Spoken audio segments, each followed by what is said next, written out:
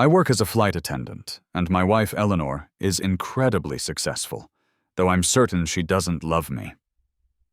About once a month, she books a ticket on a flight I'm scheduled to work, and every single time, she is accompanied by a different, handsome man. It's a painful experience to witness, but I've learned to just endure it quietly. On her most recent trip, just before the plane was scheduled to land, I finally walked over to her seat. I leaned in close, so only she could hear me, and whispered, "Eleanor, I'll agree to the divorce. I have the day off tomorrow, so let's go finalize it." The aircraft continued its journey smoothly at 30,000 feet. I was in the rear galley organizing the meal service when my purser, the head attendant, approached me. I straightened up and said, "Ma'am." She took the service checklist from my hand and glanced over it, her expression professional. "You're qualified to move up to first-class service, Mark," she said. "Why haven't you put in for it?" I hesitated. "Ma'am, I just don't feel I'm quite ready yet. I think I still have more to learn." She sighed lightly. "Humility is a good trait, but too much of it can hold you back. Go ahead and start heating the meals for economy." She handed the list back to me and turned, walking back toward the front of the plane. My gaze followed her, but it eventually settled on the passenger occupying seat 1A. Nobody on this crew knew that the most distinguished passenger in first class, the woman holding the airline's exclusive black card, was my wife.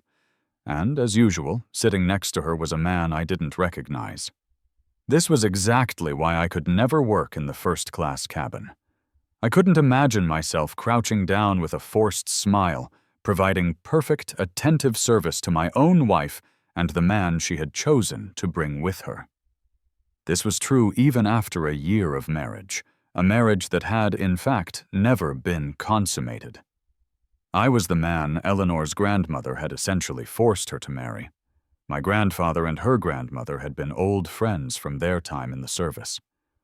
On the night of our wedding, she had unbuttoned half of her blouse, then stopped, walked out onto the balcony, and lit a cigarette.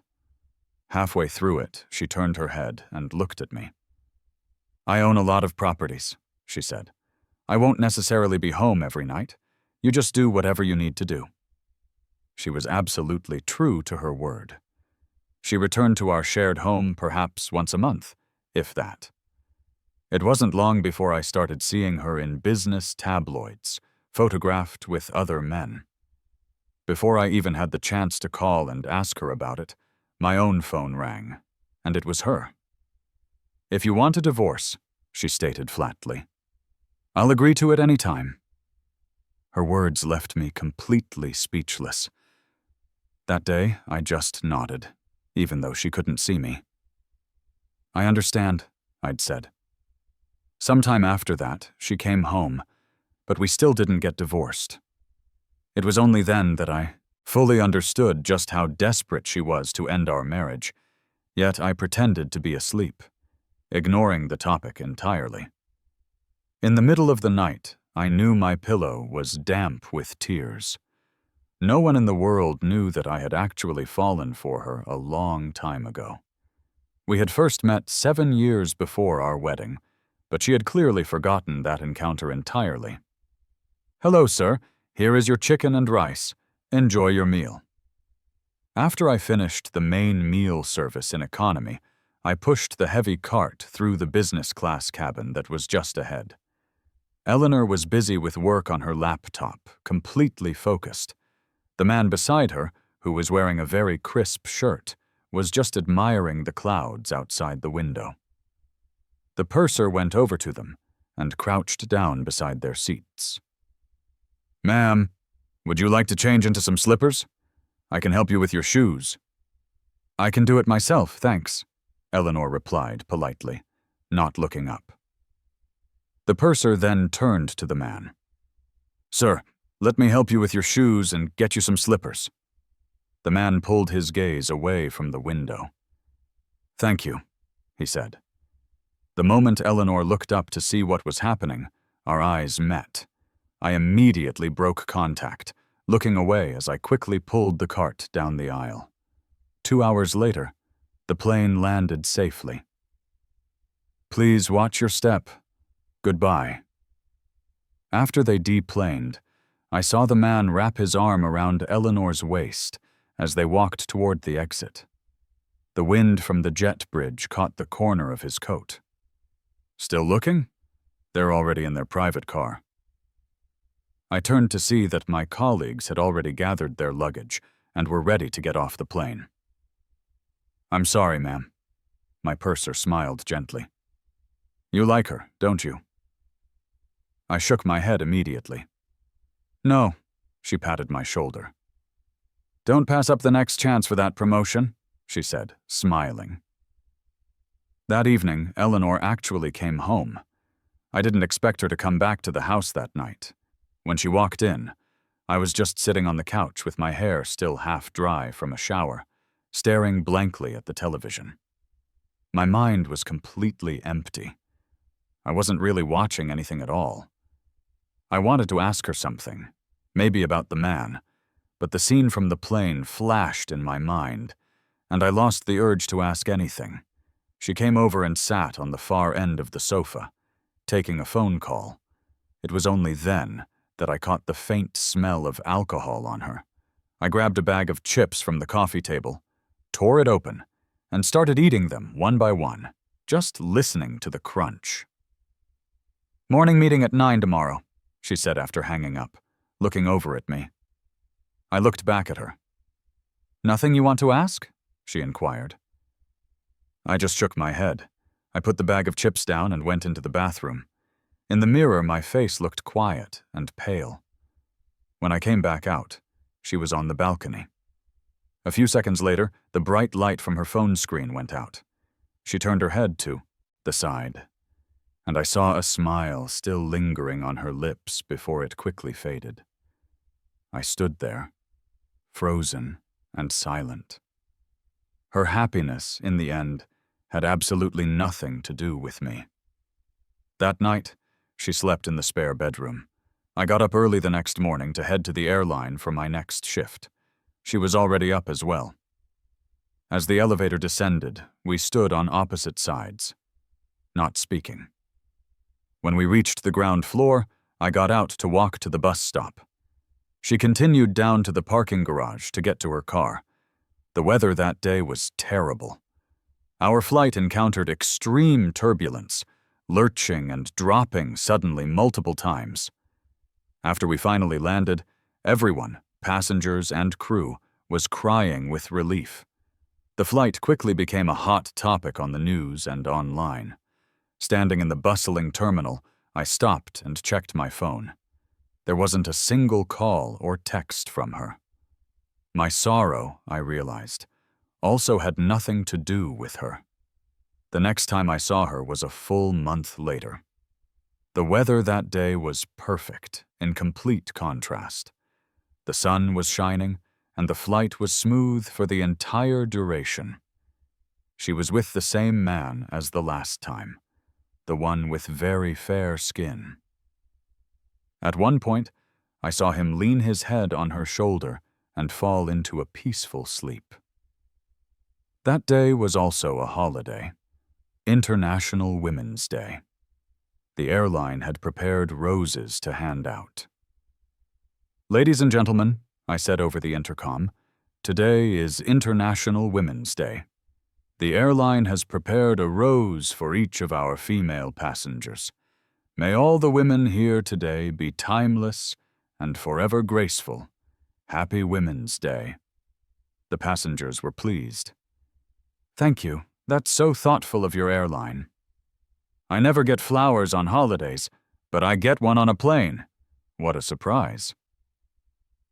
Good luck with your work, young man. After handing out all the flowers in my section, I glanced toward the business class cabin. The purser was giving a rose to Eleanor. Happy Women's Day, ma'am. May I place this on your tray table for you? Fine, I heard her say.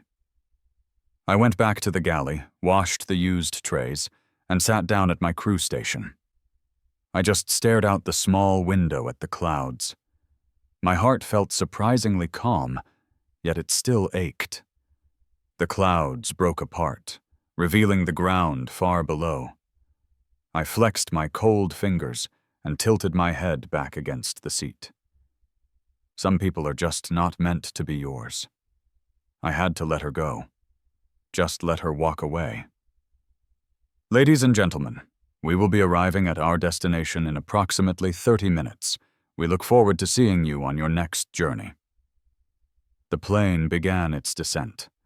I stood up, walked over to her seat, and spoke softly. Eleanor, I'll agree to the divorce. I'm off tomorrow.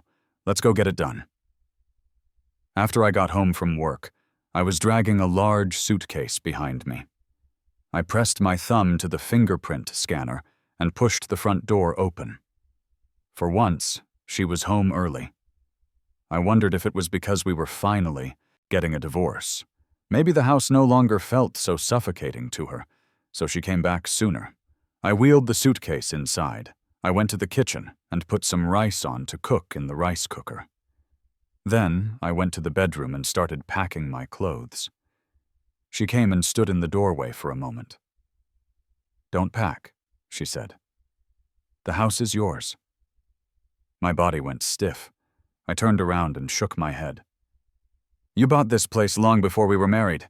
I didn't contribute a cent toward it. I can't take it. After saying that, I turned back to my packing. She stood there for another moment, watching me, and then she left. It was a good thing she left. I placed my clothes in the suitcase one by one, swept all my toiletries from the bathroom into a bag, and prepared to take everything with me. It felt like I had only been a temporary guest here all this time.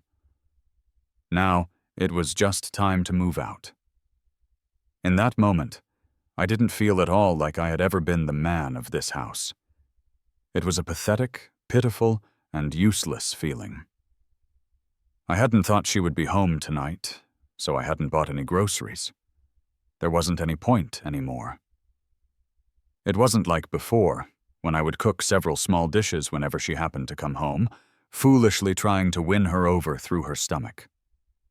After the rice was cooked, I just went to the deli downstairs and bought a few cold dishes. Dinner's ready, I called out. She put down the book she was reading and came over from the floor-to-ceiling window. The simple food on the table seemed to surprise her. I thought you wouldn't be home, I explained, and that we'd just meet at the courthouse tomorrow, so I didn't buy any groceries. This will have to do for tonight. I said this while taking a bite of plain rice. She, who was usually so picky about food, actually sat down and started eating. We ate in silence for a while. Halfway through the meal, she spoke. Where did you get this? It's pretty good. She ended up finishing the entire bowl of rice I had initially served her. After dinner, I washed the dishes and cleaned the kitchen.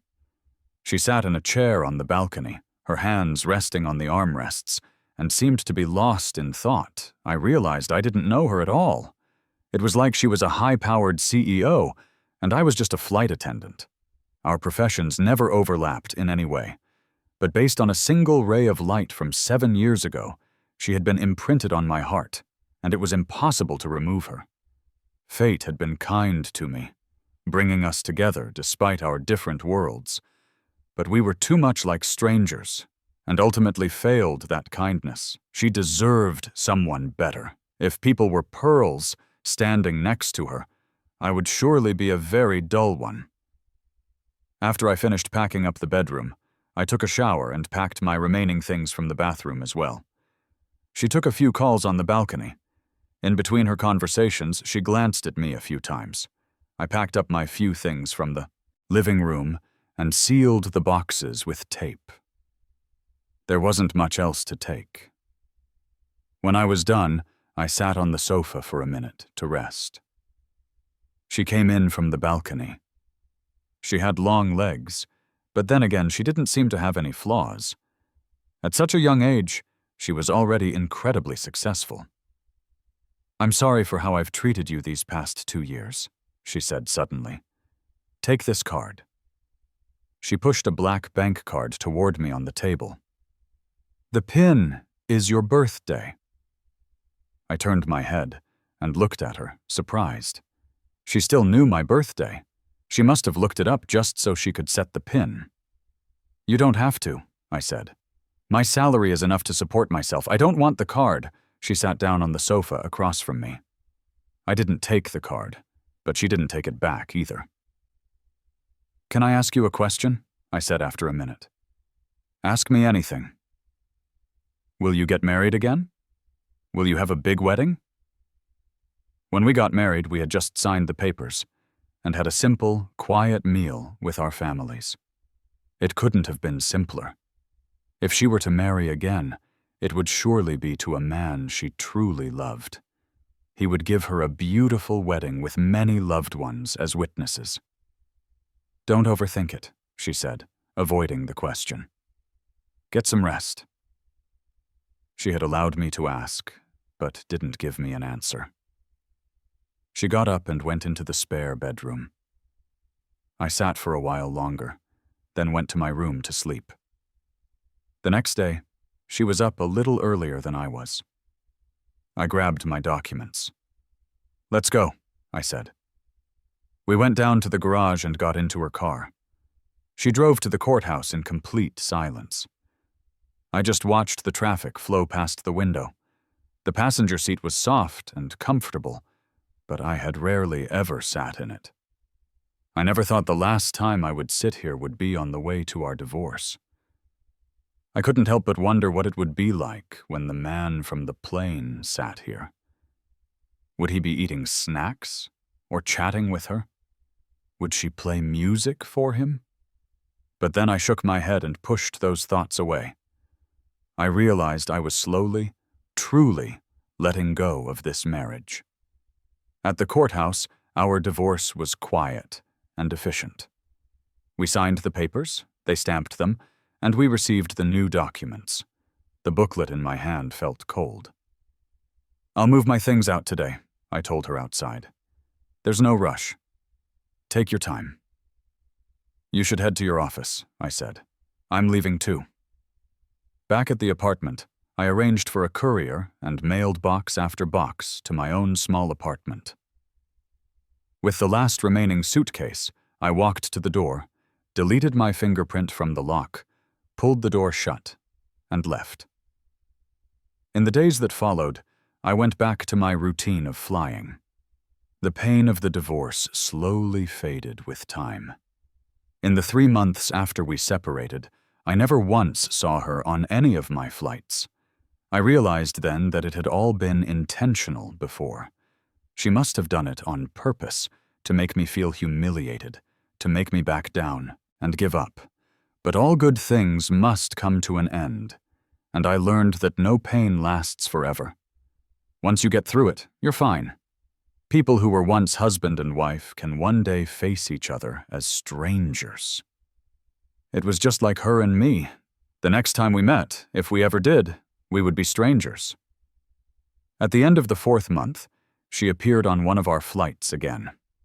This time, however, she was alone.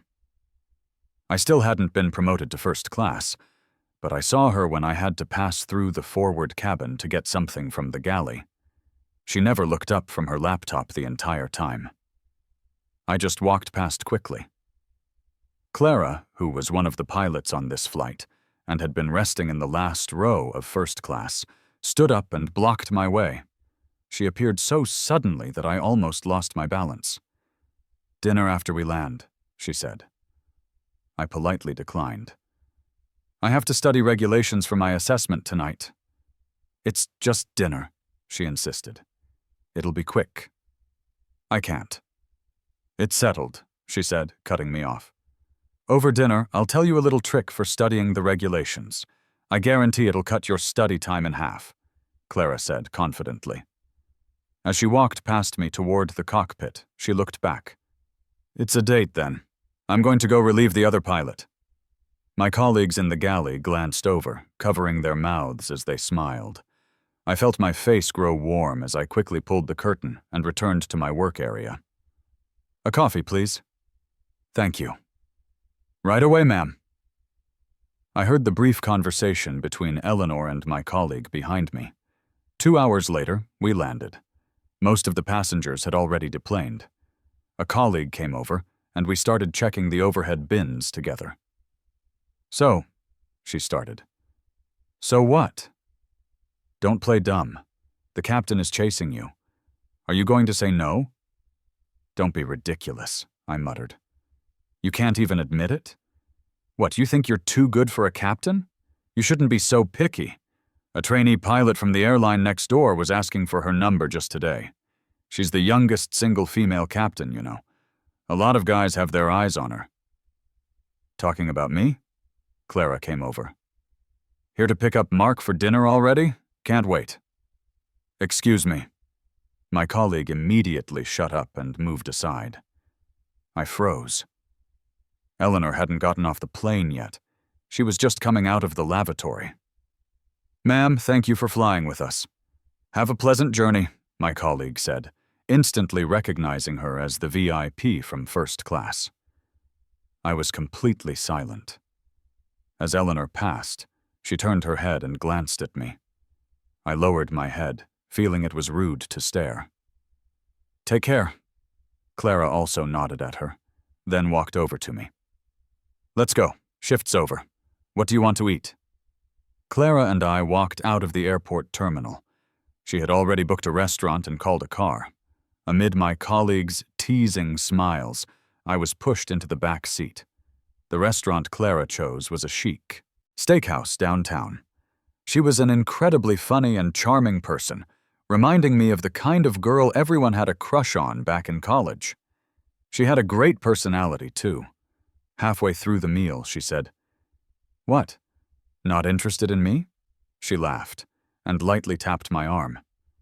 No, you've got it wrong, I said, feeling guilty as I took a sip of my fruit wine. Heartbroken? She guessed. Don't guess, I said. She shrugged. Looks like I guessed right. I rested my chin in my hand and just listened to the violinist who was playing, trying not to look at her.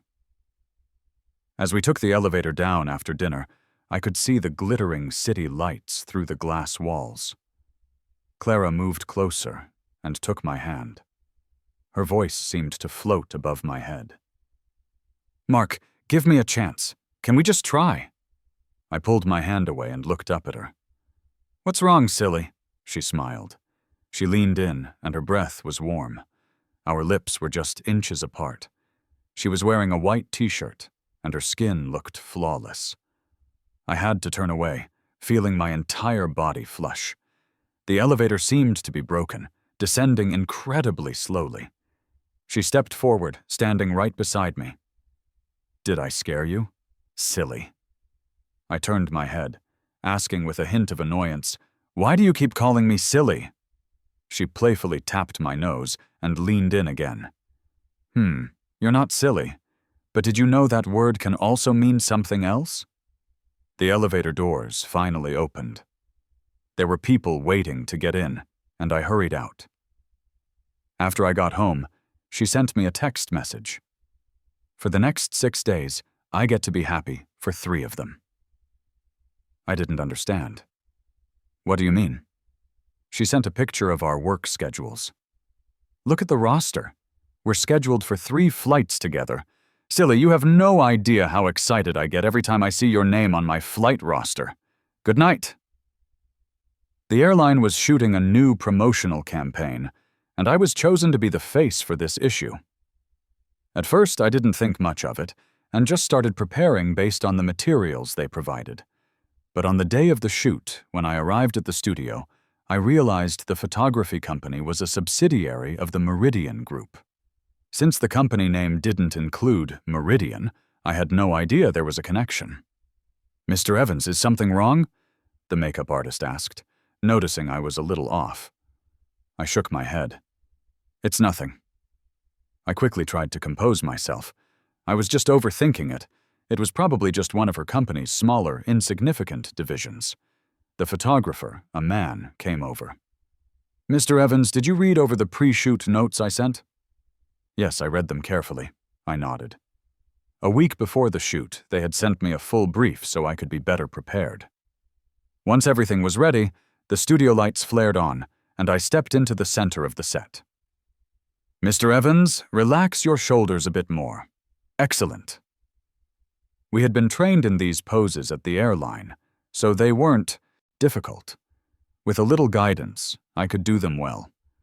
But I never expected Eleanor to show up to inspect the shoot midway through.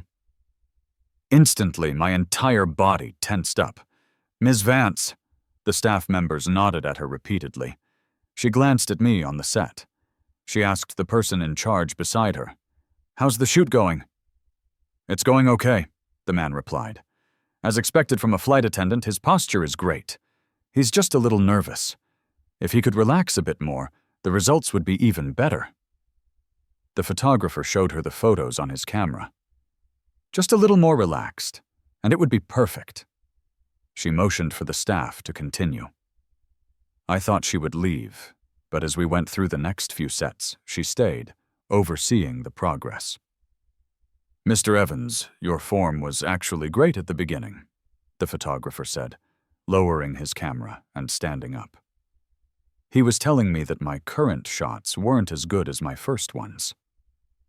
After another click of the shutter, Eleanor signaled for them to stop.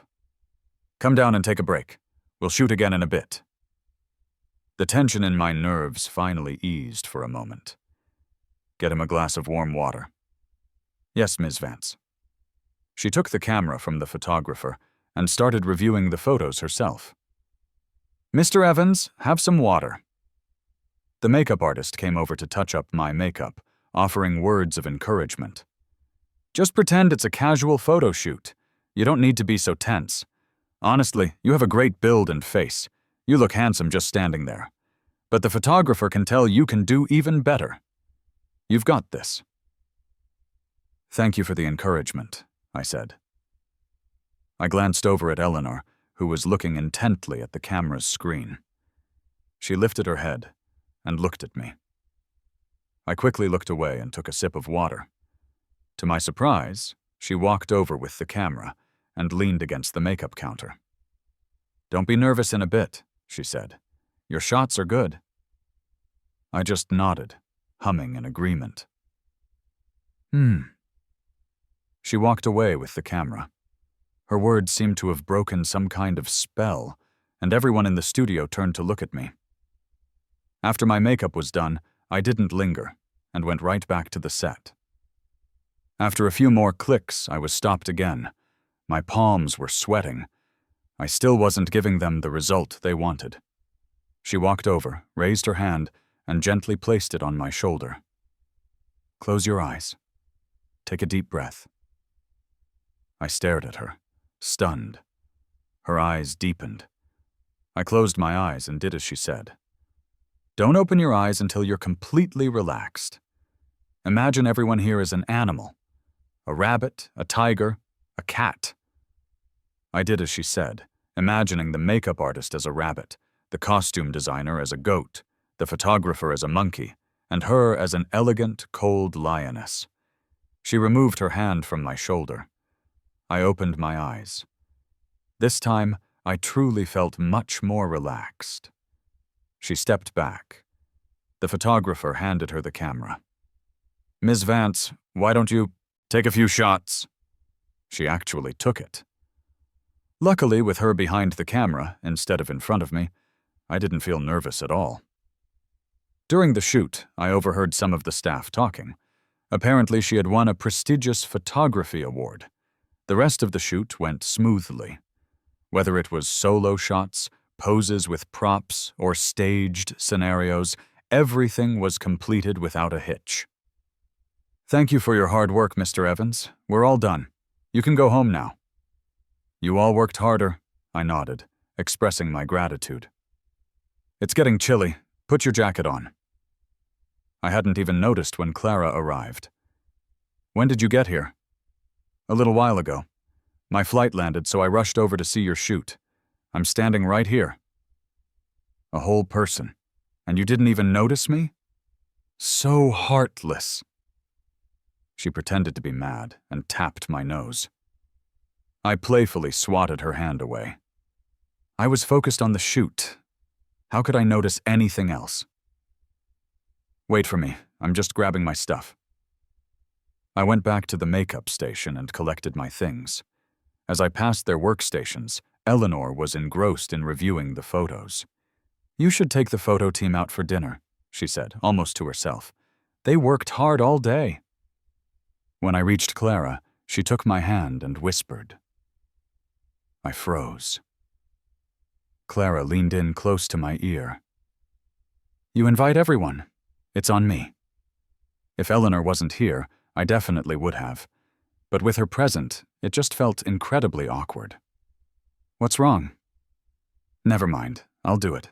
Clara thought I was just being shy. She walked over to the photographer and clapped him on the shoulder. Hey man, thanks for all the hard work today. Let's get everyone together for dinner. My treat. The crew was thrilled, but the photographer was still hesitant. Oh no, miss, it's our job. We really shouldn't. Come on, don't be polite. At that, no one refused anymore. I glanced at Eleanor, who was still examining the photos. She kept staring at the computer, not saying a word. Looking at her now, she really did have the air of an artist. I realized then that I truly didn't know her at all. My previous impression of her was just the cold, distant head of the Meridian Group. The photographer walked over to her. Ms. Vance, Mr. Evans's girlfriend is treating us to dinner. I could feel that until they got Eleanor's permission, they were all still on edge. Let's all go, she said, closing her laptop and standing up. Her response surprised everyone, and it was followed by a collective sigh of relief. Clara smiled and took my hand. Let's go. Because it was a large group, we chose a Chinese restaurant. Clara didn't seem to notice, but I felt a strange tension in the air. But I was the only one who felt it. No one else knew about my history with Eleanor. After we ordered, the conversation started up. So, miss, what do you do for work? One of the crew asked Clara. Clara smiled. I fly planes. A collective gasp went through the group. A captain? Clara nodded with a smile. That's so amazing. No wonder you're so stunning. I heard pilots are 1 in a million. We see a lot of beautiful women in our line of work, but when you walked into the studio today, all the guys were sneaking glances at you. A captain and a flight attendant, a match made in heaven. I'm so jealous. Honestly, I've met a lot of flight attendants, but Mr. Evans's presence really struck me. He has this quiet quality, like a deep, serene lake, and his skin is incredible. I blushed at the compliments. You guys are too kind. Then Clara announced, The food's here. Everyone must be tired, so let's dig in. My eyes unintentionally met Eleanor's from across the table. She had barely eaten anything. She was just watching Clara and me. Clara noticed it too. Is it not to your liking, Ms. Vance? We can order something else. It's fine, Eleanor said, looking away and picking up her chopsticks. The photographer stood up, holding his glass of tea. Ms. Vance, you're always at corporate headquarters. It's rare to have a meal with you. I'd like to take this opportunity to toast you with my tea. Eleanor also stood, raising her glass to everyone. I'd like to toast all of you. Thank you for your dedication to the Meridian Group. After that, the group got rowdy and turned to toast us. We also have to toast Captain Clara and Mr. Evans. Thank you for dinner, and we wish you a lifetime of happiness together. Yes, and when you get married, don't forget to send us an invitation. You two must be happy forever. Clara topped off my tea and pulled me up to stand with her. Thank you all for your good wishes, she said, beaming. We will. But as we all clinked glasses, Eleanor remained seated at the table. 8 people were standing, and she was the only one sitting still. The scene was incredibly jarring. Her employees looked at each other, confused and unsure of what to do. Her phone, which was resting on the table, rang. She picked it up. "Sorry, I have to take this." She stepped outside to answer the call. The atmosphere at the table immediately returned to normal, and we all drank our tea. After dinner, the photography crew said they had to rush back to work overtime. They quickly hailed cabs and left. Eleanor came out and walked toward her car. Due to airline regulations, pilots generally aren't allowed to drive after a shift, so Clara usually took taxis. "I'll take you back to your apartment first," she said to me. "Don't worry about it. That's too far out of your way." "It's fine, or you could just move in with me." "Get out of here," I laughed. "Come on, the car's here." She smiled and tightened the collar of my jacket. The wind was a bit strong that night. I couldn't win an argument against her, so we got into a taxi together. She would drop me off at my place first. As the car pulled away, I glanced back and saw Eleanor's car start up and pull out behind us. We arrived at my apartment building. I was about to get out. "Get some rest. I'll come pick you up in the morning." "Don't," I said. "We already have to be up so early, and you're going to come get me?" Pilots usually get up extremely early, sometimes as early as 4:30 a.m., to get to the airport, eat, and perform their pre-flight checks. She raised an eyebrow and kept her arm wrapped around my waist. "Tomorrow morning is the only time I'll get to see you. We're on different flights. Won't you grant me this one thing?" She leaned into my ear and whispered, "If you don't agree, I'm not letting go." I glanced at the driver waiting patiently in the front seat. I gave her a light pinch. "Fine." I got out of the car, and the taxi drove away. I stood by the entrance for a moment. I felt a bit dazed. It had only been 6 months since the divorce, and it seemed I was already starting a new relationship. I once thought it would take me a very long time to get over that suffocating marriage, but what kind of person had I gotten involved with? Just like that, she was pulling me onto her pirate ship. "Honk, honk." Just as I was about to go inside, a car horn sounded. I looked over. A black car was parked under a large tree to my left. Eleanor. The person who got out was indeed her. She walked over, not saying a word, just looking at me. But her expression had changed. It was no longer so cold, but softer. I spoke first. "Can I help you?" She looked up at my building. "Can I come up for a bit?" I didn't understand. "If there's something you want to say, let's just say it here." She seemed to give a bitter smile. "You've changed. You used to look at me with so much you wanted to say, but you always held it back. Now when you look at me, your eyes are empty. It's like there's nothing left to say." I looked down. "We're already divorced." We were divorced. There was nothing between us anymore. "There's a coffee shop up the street. Could we go sit there for a while?" I looked at the tree. Its yellow leaves were fluttering down. I shook my head. "I need to go up. I have work tomorrow." I shoved my hands into my coat pockets. Seeing that she didn't say anything else, I turned and walked toward the building. "Mark," she called out, "I regret it." On that chilly night, her words were like a lightning bolt streaking across the sky.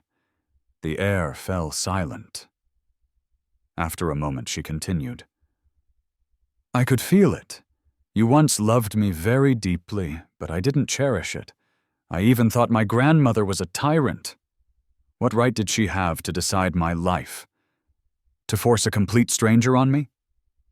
So I couldn't accept you. And I couldn't understand you.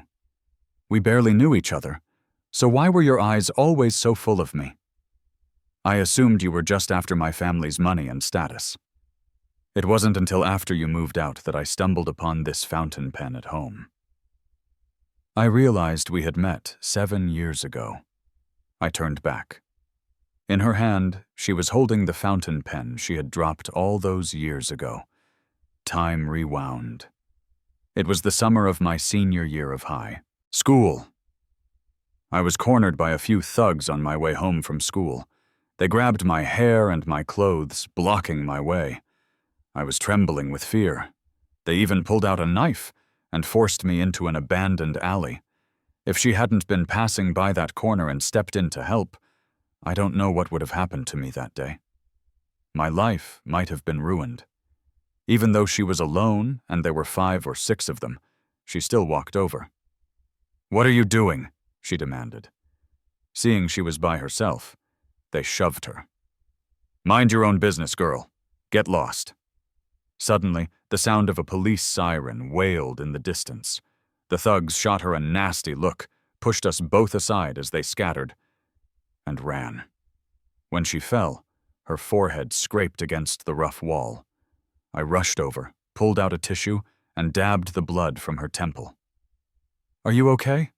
I'll take you to a hospital." She picked up her phone, which was ringing on the ground, and put it to her ear.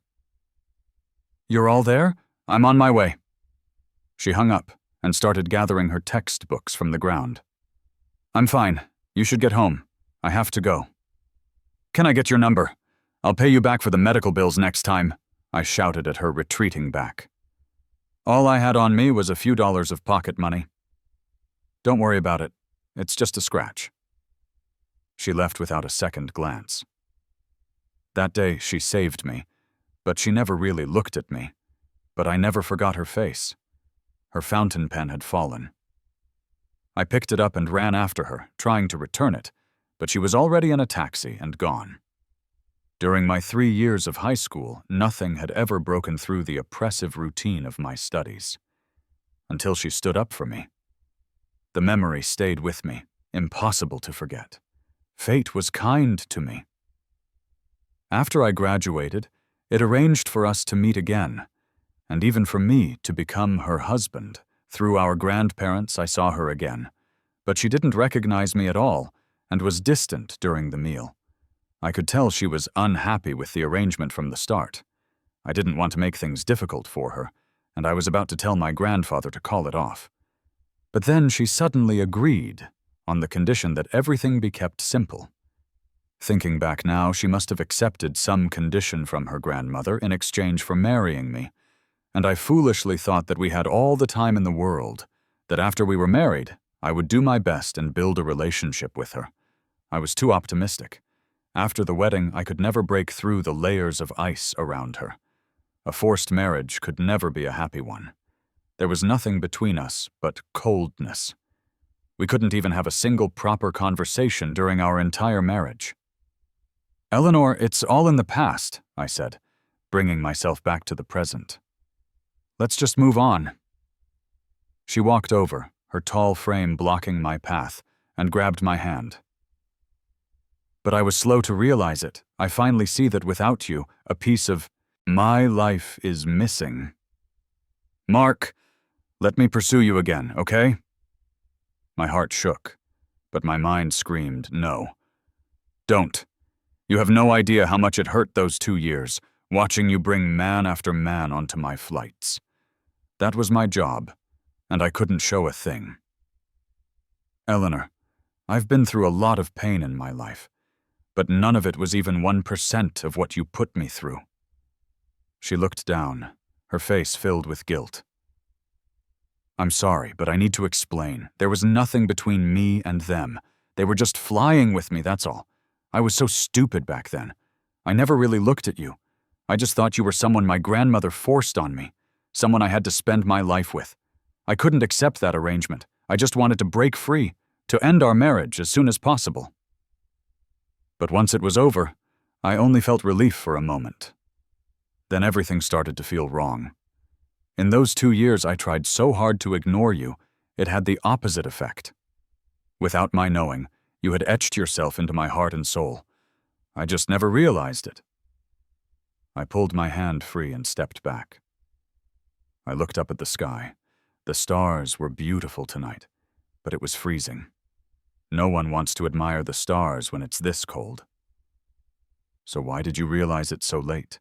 Why for 2 years were you unwilling to have a single real conversation with me? You knew I was miserable, didn't you? You watched me struggle in agony, and you chose to be cold. Eleanor, I can't go back. She gently rose onto her toes and touched her lips to my forehead. In the cold night, her voice was low and magnetic. You don't have to come back. This time I'll come to you. My phone buzzed in my pocket. I took it out. It was a text from Clara. Asleep yet? Make sure you get some good rest. Good night. I put my phone back in my pocket. I looked at Eleanor. You should go. I really have to get upstairs. She nodded. We turned and walked away from each other. Suddenly, from behind me, she called out, Mark, what city are you flying to tomorrow?